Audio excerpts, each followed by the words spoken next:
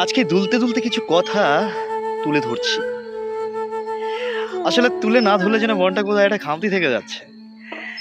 কি বলুন তো, জীবন হচ্ছে একটা দোলনা, একটা খেলা। আর এই খেলার খেলোয়াড় হচ্ছে খুব পাকা। আচ্ছা, যদি পাকা খেলোয়াড় না হয় তাহলে খেলায় কি হারতে না জিতবে? সুতরাং এই জীবন খেলাটা, যিনি এই জীবনের শ্বাস প্রশ্বাসটা দিয়েছেন, তিনি হচ্ছেন পরম পরম ঈশ্বর, পরম পিতা, পরম রক্ষাকর্তা। তার এই খেলায় তিনি অতি সহজেই কাউকে শুধু সুখ দিবে কি করে ভাবেন? হুম? শুধু দুঃখ দেবে কি করে ভাবেন? শুধু শান্তি দেবে? এটা হয় না। তিনি জীবনে চলার পথে সব দেবে।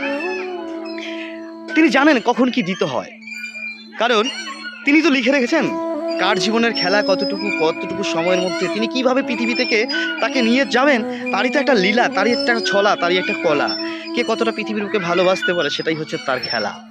তাই তো খেলায় তিনি খেলোয়াড়, অর্থাৎ পরম ঈশ্বর যাকেই বলি না কেন, আমাদের ৩৩ কোটি দেবতা যে দেবতাকে আমি বলি না কেন, সেই ভৈরব থেকে ভৈরবী, কালীমাতা থেকে কালীমাতা, পেতনি থেকে আর বলি না।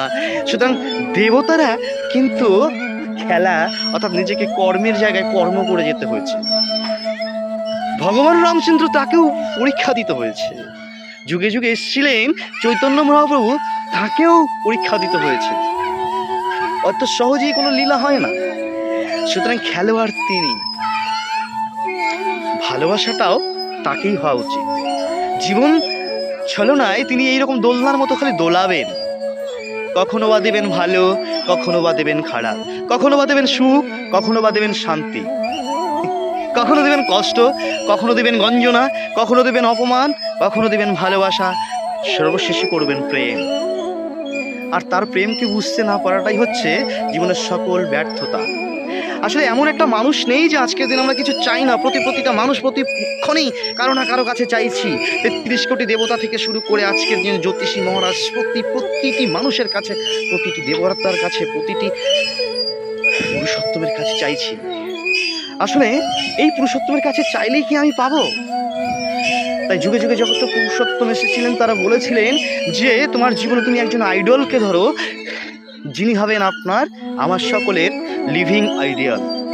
আর সেই লিভিং আইডলের মাধ্যম দিয়ে এই দোলনার মতো দোলানো জীবনের প্রতিটি ঘাত, জীবনের প্রতিটি বাধা, প্রতিটি বিপত্তি থেকে তিনি রক্ষা করবেন।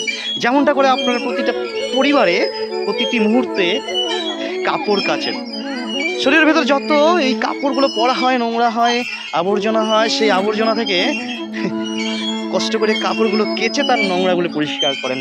তো তিনিও তেমনি আমাদের জীবনে চলার পথে যত সমস্যা, যত বাধা, যত বিপত্তি, তাকে কিন্তু তিনি কেচে কেচে আমাদের শরীর থেকে, আমাদের জীবনটাকে তিনি দূরে সরিয়ে নেন। কাকে? আমাদের খারাপ কাজগুলো তিনি পরিষ্কার করে আমাদের ভালোগুলোর দিকে যেতে বলেন। পৃথিবীতে আমরা যদি ভালোটার দিকে না যাই না, তাহলে আমরা কেউই ভালো থাকতে পারবো না।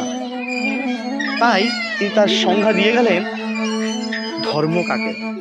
তিনি একটা সুন্দর, সিম্পল, সাধারণ, ধুনিয়া কথা বলে গেলেন।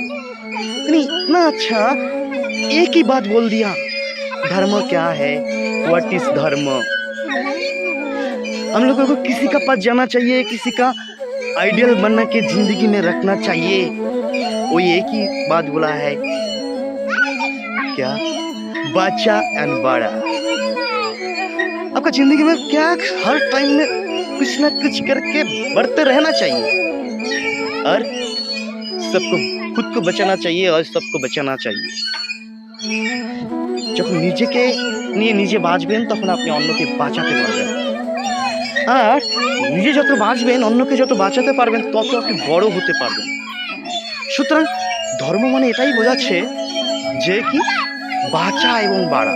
যা করলে আমরা বড় হব, যা করলে আমরা বাঁচবো, তাকে পাগলের মতো, অ্যাজ লাইক ম্যাড, पागल जैसा प्यार एक तारीख का दीवाना ही मैं डूब जाता है ना, ऐसा डूब के जाना चाहिए। इतना प्यार करना चाहिए उनको जो जिंदगी में তিনি বাদে আর কেউ নয়।